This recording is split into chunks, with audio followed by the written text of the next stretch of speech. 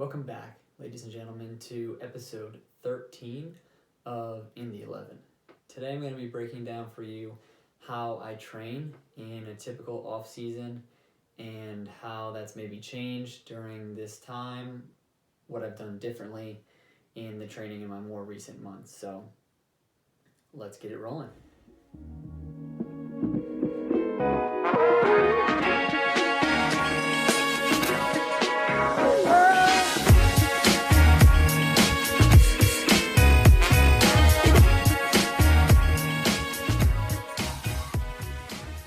Things that I want to mention before we get into it is, one, I was featured on a podcast recently that I want to give a shout out to those guys. Shout out to the Footy Fetish Show, Hugh and Booty, those guys over there, Ocho and Booty. Thank you so much for having me on. And for those of you out there who are listening, if you want to hear me talk about Champions League and Premier League and all the top professional leagues, and also we go into depth a little bit, kind of my story, my podcast contents, and just the American soccer scene as a whole. We kind of dive into that a little bit near the end of the show. It's a really good conversation. Definitely would recommend you checking that out if you're at all interested. So that's the Footy Fetish Show. They're available on all streaming platforms. They also have their podcast on YouTube as well, so if you want to go check them out, that would be awesome for both me and those guys. And then I wanted to bring up something quickly, kind of as an idea for some of you to think about while you're listening to the show.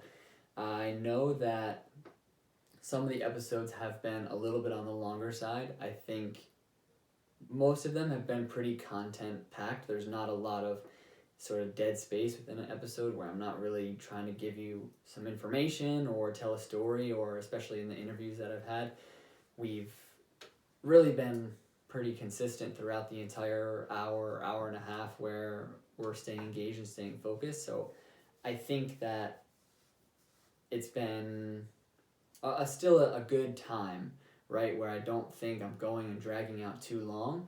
But I also want to make sure that you guys are getting the full story and you're getting all the details about what I'm telling you and all those types of things. So I did want to point out one thing, though, because I know sometimes, for example, a person like me, I like listening to Joe Rogan podcast, but there's a part of you that sees that Joe Rogan podcast and it's going to be 3 hours, and you know that that's going to be a huge undertaking. And a lot of times for me, I listen to my podcast while I'm driving. So for a Joe Rogan podcast, unless I'm going on a big road trip, I have that broken up into multiple different trips.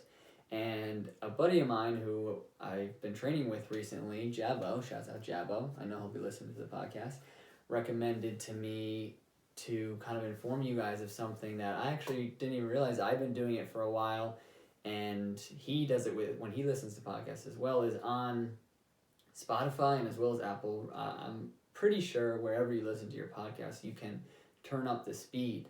So for me, I listen to Spotify podcasts. That's really where I listen mostly. And I turn up the speed to 1.2x. So it comes in a little bit faster. But once you get used to it, it really just kind of sounds very normal. Just there's not those bigger gaps in the conversations or those pauses. You kind of eliminate those, and then it also saves you a little bit of time. He mentioned when he listens on Apple Podcasts, he does 1.5 speed. He was even saying that he knows of people who do 2 times the speed. I think for me, once I started getting into 1.5 and 2, it was a little bit too fast, and I wasn't staying engaged and able to comprehend everything that was being said. But I just wanted to throw that out there to those of you who listen and maybe say, I like his content, but some of the episodes are long. And I know a lot of you are really busy out there, and maybe you still want to support, maybe you still want to listen, but you don't always have an hour and a half block out of your day where you can either devote it to the podcast or where you can be doing something while simultaneously listening. So, if you're listening to it at 1.2, 1.5 speed, whatever really is comfortable for you, that can chop off a little bit of time for that episode. You're still getting everything that I have to say, but you can speed that process up a little bit and maybe save some time. be a little bit more efficient. So I just wanted to throw that out there for anyone. I appreciate how much the podcast has grown and how much we've done in terms of audience, and consistently each time I put out an episode, we get quite a bit of people to listen. So if that's one thing that can, maybe get another couple people to tune in, then that would be awesome. So that is that in terms of the business side of things. Moving on to the topic of today's podcast. So, how do I train? How should you train as a footballer? How does an aspiring pro, whatever it may be, train? And first of all, there is no one right answer. There's so many factors that go into whether you should train a certain way or what should be involved in your training. It's the same kind of concept I brought up when I said, how should you find a club? Well, that story is not going to be the same for two people, because each person's going to have a different level of connection, a different level of play. So many different things can play into where do you start in finding a club, and so many things can play into how should I set up my training. For example, positionally, depending on what position you play, you should definitely be training differently. If you are a center back, you should not be training the same way that a striker should be training. Same goes for really all those positions. As a striker, you want to incorporate lots of finishing, lots of tight turns inside the box, lots of hold-up play if that's the type of striker that you are, or if you're more of the kind of dart and behind striker, can you work on your speed, your agility, your quickness, depending on what type of center back you are. Are you a ball-playing center back who plays out of the back, and you need to work on your long-range passing, your short-range passing? There's just so many different things that go into how you should train. And like I said, some of it's down to your position. Some of it's down to what are you already good at and what do you need to improve upon. Also coming into play is where you're at in terms of your progression. Whether it be age, whether it be where you're at in terms of a season. Are you in an off season? Are you in season? How much are you training with your team? How often are you playing games? All those types of things play into what your training should look like. So I'll give you sort of what I'm doing on a normal basis, and then maybe how that's also changed due to the past couple months being out of a team. And then, you guys can maybe take pieces of what I've given and incorporate that into your training. And maybe there's pieces that you leave out because, you don't play the same position as me, or you don't feel as though the things that I'm working on are some of the qualities that you need to work on. So the biggest thing that I try and do whenever I'm in an off season is try and find a way to get myself into some sort of team training environment. Whether it's actually a team that I'm training with and playing with, or if I'm in an off season, can I find a local team or just something so that I can replicate game-like action. That's the biggest thing that I think I've noticed that's lacked from my training is, I was just thinking about this the other day, I went and I played a men's league game for the first time in months. I haven't played since March in that type of environment. It's all been solo training or in very small groups. So I believe one of the most critical parts is, like I said, can you find game-like action? Because nothing that you do by yourself or with a partner or in a small group can really replicate game-like movements, game-like passing and speed of play and all those types of things. So if I'm in an off season, I'm looking, who do I know that I can maybe hop into training with? It doesn't necessarily have to even be the highest level, but it has to be something that can replicate the sort of scenarios that you would find yourself in a game. Meaning, if I'm training just me and a partner or just me by myself, I'm only using cones and kind of markers, and the movements are all very repetitive, and well, that's a good thing and it can make you better. It also doesn't have that critical thinking component where you have defenders moving in different places, you have your teammates moving in different places. It doesn't force you into the technical component with also the high level thinking component, and you have to mesh those two together in order to really become better as a footballer. So wherever you are, find a way to put yourself in as many game-like scenarios as possible. If you're training on your own and you can also go out and play pickup, then do that. If you're training on your own and you can also do men's league, that's kind of where I'm at right now, because that's the only opportunity that I really have to train. Whatever it is, if you're a college player, can you train with your old college, high school? Can you train with your high school club? Whatever it is, can you find something to fill that, to check that box so that you're still getting a team training environment, because that's really, really critical. So for me right now, and this hasn't looked the same throughout the entire past few months, for me right now, what I'm doing is I'm playing 1 day a week. I play men's league, 7v7 outside. It's not the highest level, but it's something. Like I said, it's something that forces me into different situations than when I'm just training individually. And so it's good for that. It allows me to go into it and work on very specific things. Can I turn forward 80% of the time? Can I not lose possession 95% of the time? Can I set those little markers for myself when I'm in that environment to challenge myself and push myself to incorporate all those things that I've worked on in the individual sessions that I've been doing? So I do that once a week. Once a week right now. I'm looking to also maybe bump this up a little bit more. I train with a individual trainer. These guys called Beast Terra is the name of their company. They work out of the capital region and they train players of all ages and levels. And so it's very specific technical training where I'm being coached by a professional. So, for example, I just went to a session with them on Friday. The beginning was kind of just a standard technical session, a lot of passing, movement, opening your hips, passing patterns, I would say. And then the second part of the session was a right back specific session where it was working on movements and passes inside the area where I would be actually playing in a game. So taking a positive first touch forward, playing into a bench, getting a 1-2, playing into another player, moving forward into making a run, taking a positive first touch forward and whipping across him. So those types of things is kind of what sets you apart from maybe just going to the field and training just by myself.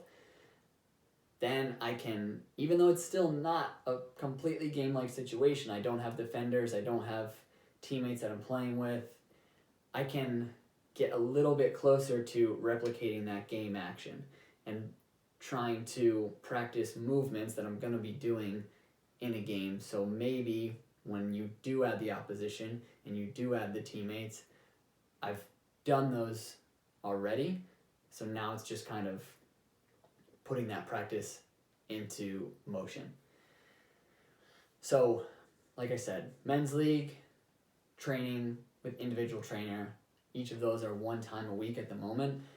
I'm hoping to maybe bump the work with the individual trainer up to maybe 2-3 times a week, because I think that's something that is helping me a lot. And I think as I gear up to maybe go back into a team, that's the type of thing that I need to be doing more and more consistently. Now, most of what I've been doing the past couple of months has been just individual training. I go to the fields, or I'm training at my house, or whatever the case is. A lot of times it was in my house because fields here all shut down, and early in March, April, it's still super cold, super snowy, in upstate New York. So some of the times I would just be doing technical training in my basement and just playing passes off of my couch, using my couch as a rebounder, and I would put a cone in and take a touch across my body, play into the couch, same thing for 50, 100 reps, whatever it is. The way I train individually, and like I said, this is what works for me, it doesn't necessarily work for everybody, is I kind of break it down into 3 components of the game. I look at it from a fitness component, so my anaerobic and aerobic fitness levels, a physical component, so my strength, my speed and agility, my plyometrics, my explosive movements, all those things. And then I look at it from a technical component, my touch, my passing, my dribbling, striking a ball, all those types of things. It helps me kind of look at each of those components separately, because I feel like if I try and develop each of those in and of itself, and then I can bring that into those training sessions with the coach or the men's league games or when I'm back training with a real team, if all those things are raised, that's going to help me become a better player when I'm in the game, like, scenarios, the game, the matches, the games, the training, whatever, when it's a full team. And these are the types of things that you need to think about, even if you're training with a team right now, and even if you are in the midst of a season. Where are the things that maybe are lacking in your game that you need to get better at? Or maybe, even it can be, these are the things that you do well, but you want to become even better at them. You want to become the best in your club at whatever it is that makes you a successful player. So I'll speak to my strengths and weaknesses for a moment here. Fitness wise, I've always been relatively fit, whether or not I am really training my fitness or not. So what that means to me is kind of like, even if I'm in an off season and maybe I haven't trained at a super high level for a few weeks, I can still come into a match and maybe not perform at the best level that I could if I was fit, but I'm going to be able to go for 90 minutes and my legs are going to be able to withstand that capacity. So for me, what I try and do on my fitness is I try and take my fitness to the highest level that I can, because I know the difference is going to be if in the 85th minute when the ball comes into me, if my legs are fresh enough and I'm fit enough to be able to still have a clean first touch and still be able to think clearly and make the decisions that I need to make. What happens is when you're not as fit, you get to those moments near the end of the match and your legs are tired, they've gone, then your head starts to go, and those moments when you really need to be precise, those things start to get sloppy, and that's where I really try and work on my fitness and pushing it to the next level, because you want to be able to see how far you can play at the highest level for 90 minutes. Not just, can I have a high level 65 minutes and then my last 30 is just terrible?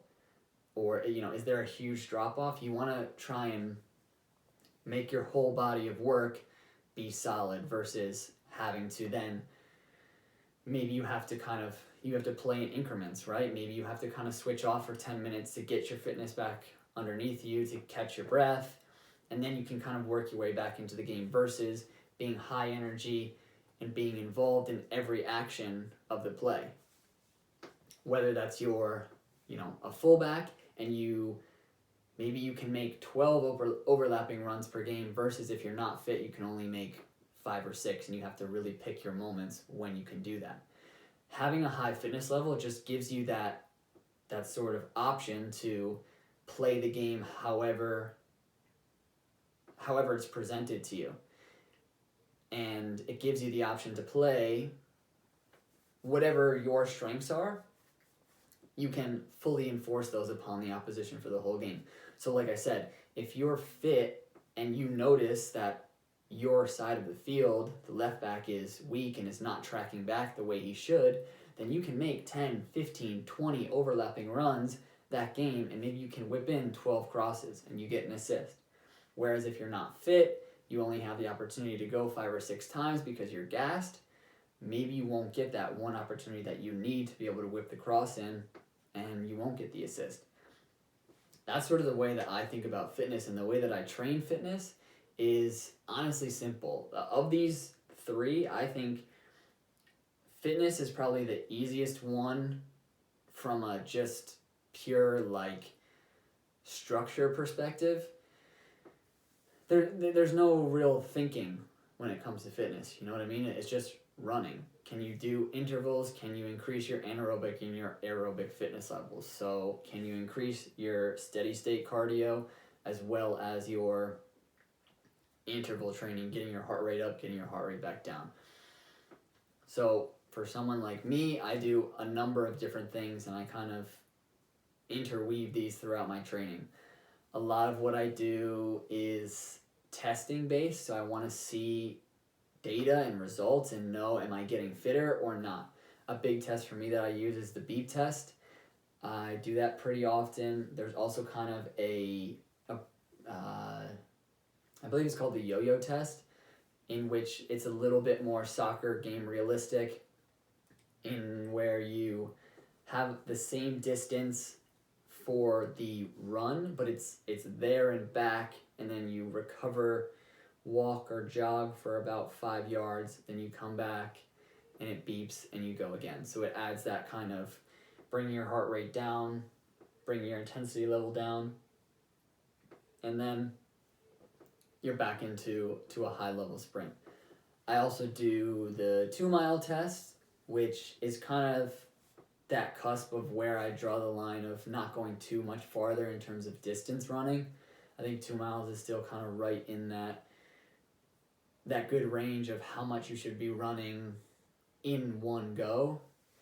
You know what I mean? When we look at how far a soccer player runs in a game, depending on the player, depending on the position, it can be anywhere from 6 to 10 miles in a game. But it's not 6 to 10 miles that you're running consistently. It's a sprint and then a walk and then a jog. So you, once again, can you take that game action and try and replicate it outside of the game itself?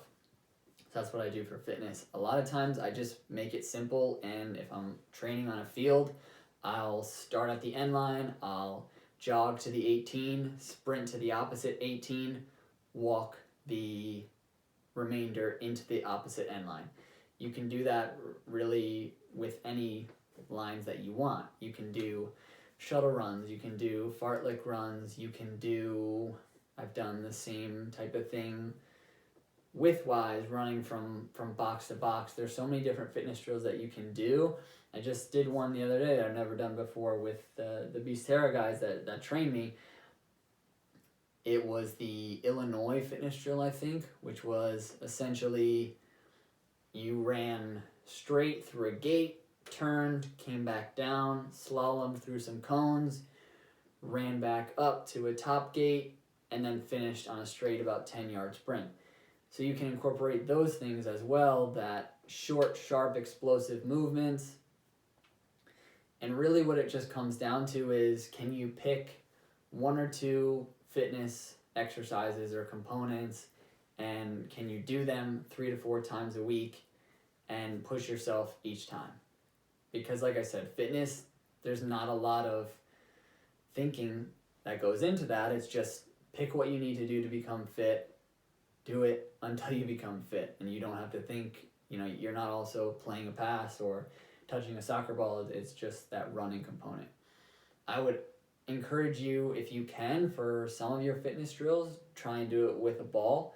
If you do shuttle runs as your fitness, if you do that Illinois drill that I just mentioned, do those types of things with the ball, because then you're kind of killing 2 birds with 1 stone. You're becoming fitter, and you are working on your touch, working on your dribbling ability as well. So that covers it for fitness. What I would say that component needs to look like. Now, physically, this is more so your gym work. This is for me, what it looks like is I like to train compound movements the most. So your deadlifts, your squats, bench press, shoulder press. If you are able to do a hang clean or a clean and jerk, I would incorporate that as well. I'm not as worried about how high I can get in terms of my max, my 1 rep max, so to speak, but I do want to kind of get those weights higher. Typically what I do is kind of a 5x5 program. I pick 2 of those compound movements to do when I go to the gym, and I do those in a 5 sets by 5 reps formation, I guess you could say, or system. So, for example, I'll do squat, bench, 5x5 on each. I'll do that for 2 to 3 times during that week cycle. And then the next week I'll do the same thing, but I'll add 5 to 10 pounds depending on kind of how it felt the week before, and then kind of work my way up incrementally in that way. Once again, that all depends on how you like to lift. If you're a younger player, then I don't think you need to be lifting that heavy. If you're during the season, you might still want to do these compound movements, but I wouldn't do them super heavy because you don't really need to. This is more of an off-season type program if you're looking to add a little bit of strength, add a little bit of power and explosiveness. I also like to do, in conjunction with that, some more body weight stuff. So some more calisthenics stuff. I will do pull-ups and push-ups and then some different ab exercises because I try and work on getting my core stronger. That's when it comes to the gym component itself. In other ways that I work on my physical kind of side of it, I try and do some speed and agility type things, some plyometric type things. So it's jumps, long jumps, skater jumps, working through ladders, all those different types of things. Once again, just working on both sides of the fast twitch muscle fiber. So can you add a bit of that explosive power into your legs, into your core? And then also, can you work on like those bounds and those quick feet and those types of things? And also, let me just point out really quickly, I'm not a certified strength and conditioning coach. I am not, a personal trainer or anything like that. This is just the things that I've learned from years and years of training and working with other players and working out with coaches, and just the things that I've picked up along the way that I'm trying to share with you. So, don't take my word as gospel. And once again, like I've said from the very start, you might listen to the way that I train or the way that I work out, and you might not want to do any of that. And that's completely fine. You have to find the way that it works best for you to, 1, make you a better footballer, but 2, also that so that you can stay motivated in your training. It's really difficult to stay motivated when you're just training individually for so long, and I'm going to touch upon that in a little bit. So you have to find ways in which you can keep your training exciting and you can keep wanting to train, because if you're doing a program just to do a program but you hate it, well, you're not going to put your absolute best into that program, and it's going to suffer in the results that you get. So you have to think about all those things, like how am I going to stay engaged? Am I going to like my training, or am I going just to check a box and the training's actually not a good level, or the workout's not a good level and I'm not getting anything from it?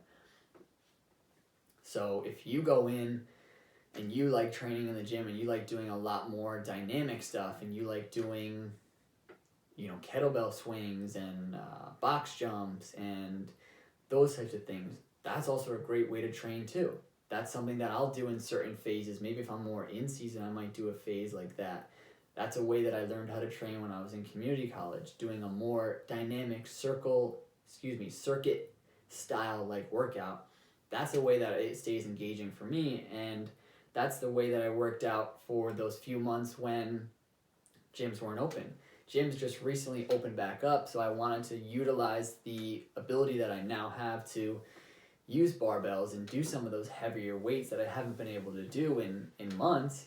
But before that, I was doing a very circuit style training. So I would do body weight things. I would do isometric holds with pull-ups. I would hang from the I don't even know, the door frame in my bedroom, and I would do it like an isometric hold, slow down, and then pull myself back up. I would do that with push-ups and body weight squats. I have a little dumbbell in my house, so sometimes add weight on that. Maybe do lunges or Romanian deadlifts. I would go outside a lot, do jump ropes, do skater jumps, do things like that. And I would do it in a way so it would be like, I'd pick 4 or 5 exercises, do them all in a row, and then rest for a little bit, and then maybe do that whole thing 5 times. So like 5 exercises, 5 rounds, or something like that. That's a way that I enjoy working out, because going to the gym and just doing bicep curls 3x8 and then rest and then go to something else, that's not really the way that I like to work out. So I needed to find a new way for myself to be able to train and still get something out of it.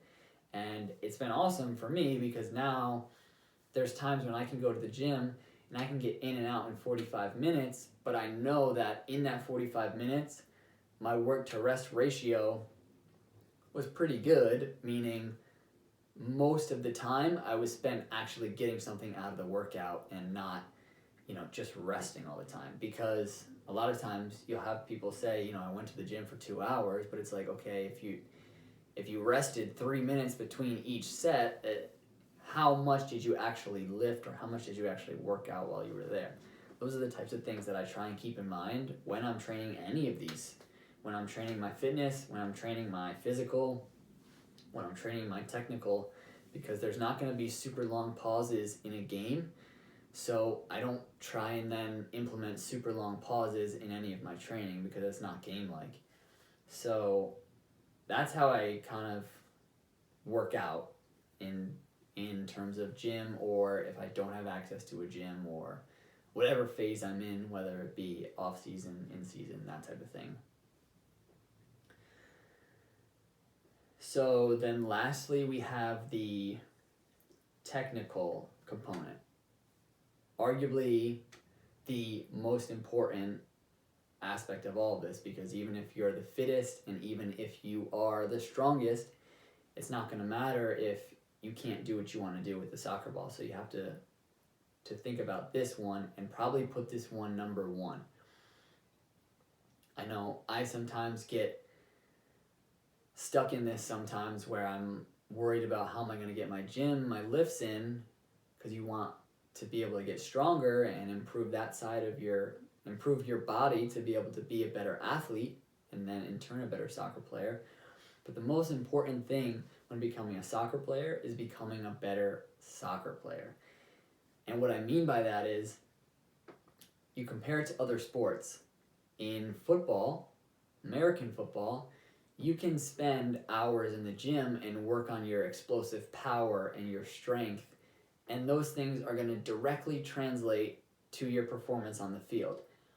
If you are a defensive lineman and you become more explosive and more strong and quick off the line, then you're going to become a better football player, because there's not that same level of, and I don't want to say technical skill, because it is a very technical sport, even if you're playing a position like that, because you need to understand how everyone's body moves and how you can create leverage and all those types of things. So it's not that it lacks technical, but it lacks that technical component with the ball, right? There's a lot of positions in American football where you don't really come in contact with the ball while you're playing. That's not the case with soccer. If you're on the field, if you're one of the 11, if you're in the 11, then you need to be able to have a clean first touch, be able to play a pass, be able to shoot if you're a striker, be able to dribble if you're any position. So even if you're a great athlete but you can't do any of those things, then your game's going to suffer. So if I had to rank these in order of importance, it would probably go technical, then probably fitness, and then physical. I want you to be as sharp as you can be technically. I want you to be as fit, so even 90 minutes into the game, your technique is still there. And then physically, that's that last edge. That's that last little bit that's going to put you over the top as a player, is if you're able to hold your own off the ball, or you're able to go up and win headers and all those physical things that we see in that side of the game. So technically, what my training looks like is, since it's so much me training on my own and it's been so much training on my own individually, you're kind of limited into what it can be. Anytime I could get a partner, I would do that and try and do passing patterns or passing drills or hit long balls. If you have anyone that can come out to training with you, even if it's not a soccer player, there's been countless times where I've asked my mom, hey mom, can you come out to this training with me? And I'll just go through a couple of cones, play volleys back into her hands. You just need someone to throw the ball for you so you can work on your technique of volleying the ball back into your hands. Can you do laces inside of the foot, thigh laces, all those types of things, where if you've played before, you've probably done a similar progression to that. If you're training just by yourself, it's going to be a lot of dribbling. It's going to be a lot of ball mastery stuff. And that's something that has always been a weakness in my game. So I feel like the past few months have been really great for that. I've done so much ball mastery stuff. I've done so much dribbling stuff. So now I feel a little bit more comfortable when I'm on the ball. Whereas before, sometimes I felt as if I had to play 1-2 touch. 1-2 touch is the style that I like to play regardless. But now I know I have a little bit more in my arsenal if I need to get myself out of trouble. And I feel more confident and comfortable on the ball to make the decisions that I need to make and not feel as rushed or as anxious when the ball gets played into my feet. And I look up and now I'm not seeing anything. And sometimes I would panic in the past. Now I feel like, okay, even if someone's coming at me and I don't have my option right away, maybe I can turn, maybe I can Cruyff, maybe I can, roll it with the side of my foot and get out of trouble and find a new option. Same thing with my dribbling. As a right back, you want to be able to be an effective dribbler, both in attack when you're trying to create something, create an angle for you to whip across in, but also to progress the ball forward. If there's not a pass that's on, you want to be able to be a speed dribbler. And can you be efficient in your dribbling and gaining territory into the opponent's half? So I've worked on all those aspects of my game. I've also worked on, if you can find a wall anywhere to train, definitely recommend try and find a wall, a rebounder, anything where the ball is going to come back to you so you can work on your passing, you can work on your first touch. Maybe you can work on long balls a little bit if you can stand far enough away. There shouldn't be any excuse for you being able to get technical training in. Even, as I said, when there were no fields open around me, there were no soccer goals. The field that I train at right now, the nets haven't been up really since the start of the quarantine. So, but I still go, I use the field, and I work on certain aspects of my game. When that wasn't an option, like I said, I would go in my driveway and I would do juggling and I would do different ball mastery things. Same thing down in my basement where I said I used my couch as a rebounder. Another thing that I'll mention too that I've worked a lot on is my juggling, which has helped my first touch out of the air. Try and use all surfaces. Try and make sure that you're using both feet. The juggling program that I do each and every time before I even start the training, I actually learned this from a guy, Soccer Visa, where I went to one of their combines. I will do 200 juggles, alternating feet, 100 juggles with my right foot, 100 juggles solely with my left foot. And I can't move on into the session until I've completed that warm-up. So that's made me a much better juggler, but what it's really done is make my first touch become much better and much cleaner with both of my feet, which is really important. I've started to notice a little bit of a difference in how I can play with both feet. And that's huge. That can be the difference sometimes between players. So like I said, there shouldn't be any excuses or any reasons why you can't get some sort of training in. Sometimes you'll only have access to, a 3-yard box in your house maybe, but you can find a way to do something. You can find a way to make yourself a little bit better, and that's a lot of what I've had to do these past few months. I didn't have access to gyms, I didn't have access to training, I didn't have access to fields. So it's how can you get a little bit creative and how can you use what you have to make the most of it. So the biggest component that I've struggled with this training, this is the training that I've used sort of the past formative years of my career. So really kind of since I got into college and really nailed down how I train. So I know when I'm in season, I'm not going to do a ton of extra work on my own, but I am going to do a little bit of work on the side, still going to the gym probably once or twice.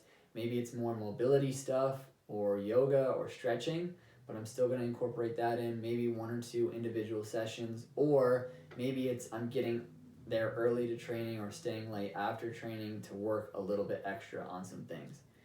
That's also a way that you can kind of incorporate these individual training sessions and not feel like you're doing a ton of extra work. If you add 10 to 15 minutes on each end of your team training, then you get that same level of work in, but it's not as big, or it doesn't feel as big of a time commitment.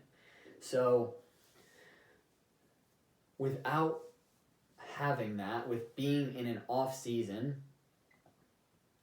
this is how I would still train. It would be predominantly individual training because I wouldn't have as much access to a team training environment.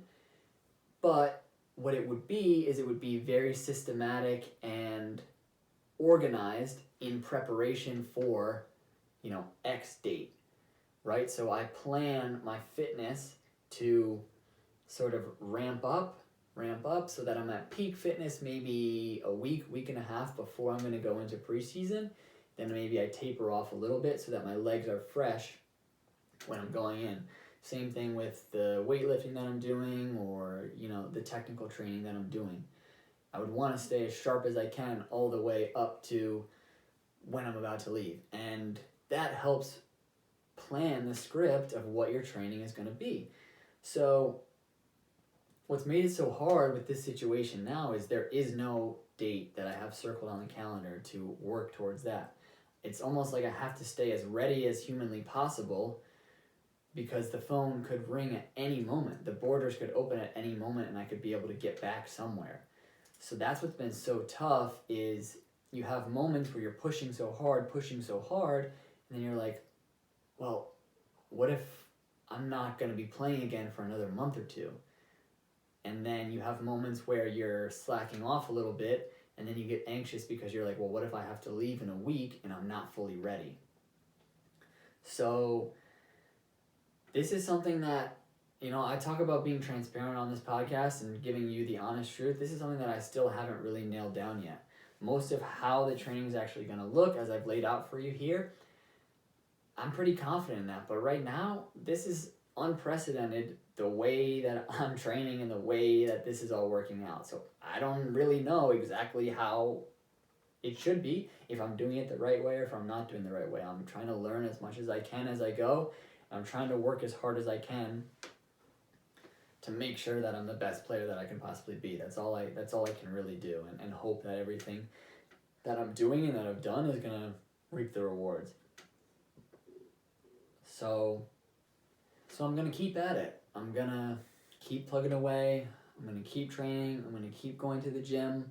I'm going to keep calling and emailing the coaches that I've been in contact with and try and figure out if I can get over somewhere soon and start training again with the team and start playing games, because I need that back. Because I already noticed when I went into men's league on Thursday, after being out for so long, there were little things that I was really unhappy with in my game. There were little mistakes that I made. There was rustiness that I need to shake off. And that's going to take a week or 2 of me, back in rondos, back in team training, back in working hard in a game-like environment. And so I need to still work as hard as I can to try and find a way back in to that game. But right now I can only control what I can control, and that is that fitness component, that physical component, and that technical component of becoming the best soccer player that I can be. So I'm going to keep pushing and keep doing everything that I need to do to make sure all three of those categories are the best of their ability when it's time for me to go back and be in with the team. Hopefully that's real soon. I think that's all I really have for you guys today. If you guys have any questions about anything that I've talked about in this training, if there's things that I've spoken about that you don't really understand, or you just want more clarification as to what an actual session would look like, I know I've lined out kind of some of the things that I do, but maybe if some of you want something more detailed, like what a program would kind of look like or something like that, let me know. I'd be happy to try and answer some questions if people have them or if people are curious. And also, you know, this episode's a little bit shorter than the previous episodes, and it's a little bit different kind of tone as well. So let me know what you thought of this episode. Let me know if you liked it, if you liked it a little bit shorter, if you like the longer kind of story episodes, if you really come for the information, or what you guys enjoy with the podcast. It always interests me to find what people are thinking about each episode, and maybe if there's differences between them. So thanks for listening, y'all. Appreciate it. If you've made it this far, show some love in some way, shape, or form. You know, if you're watching on YouTube, click that like button for me. If you haven't subscribed yet, subscribe over there. Whether you're listening on Spotify or Apple or anywhere, if you can pop over to YouTube and subscribe there too, that would be awesome.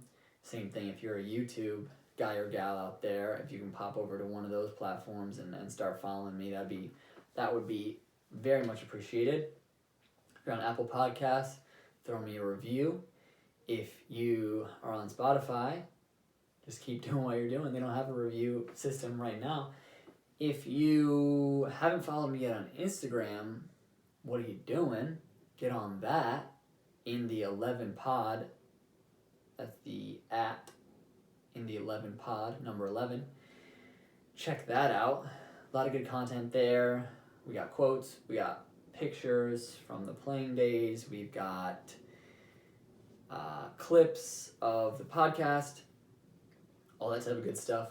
So hop over there and give me a follow on there, and let me know what you think too. That'd probably be a great way to let me know what you think of the podcast, is if you follow me on there and shoot me a DM. You can also, if you're a little bit more formal, you can send me an email as well, in the 11pod at gmail.com. If you listen to this episode on 1.2 or 1.5 speed, let me know that too. I just want to hear more feedback from those of you who listen and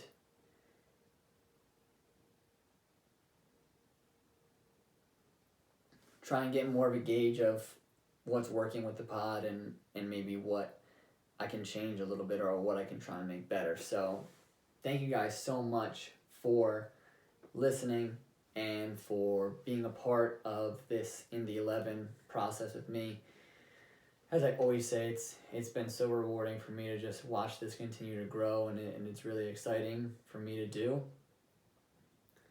I wanted to also bring up that soon we have some interviews coming. I know I keep talking about them, but I've been speaking with a couple of different people, and there's some really, really exciting stuff that's coming up that we're hopefully going to get done within the next few weeks and have some really awesome content for you guys that you're going to enjoy. So please make sure to stick around, and wherever you are listening, have some sort of notification to when my next episode is going to come up, so you can make sure to hop on that. If you are Spotify, Apple, whatever, make sure that you have your notifications set so that you know when some of these fire episodes are going to be popping out for you. Because they're coming, so get ready. And that about covers it for today. Once again, thank you so much for the continued support and all the listens. I will catch all of you guys soon.